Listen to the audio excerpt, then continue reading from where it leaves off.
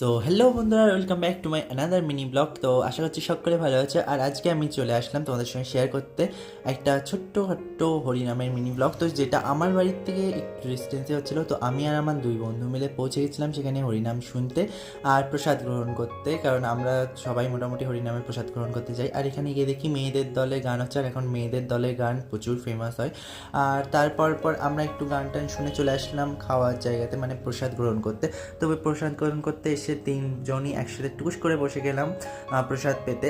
আর সচরাচর এখানে অনেক ভিড় হয়। আজকে যেহেতু ফার্স্ট দিন ছিল, তো সেই কারণে ভিড়টা একটু কম হয়েছিল।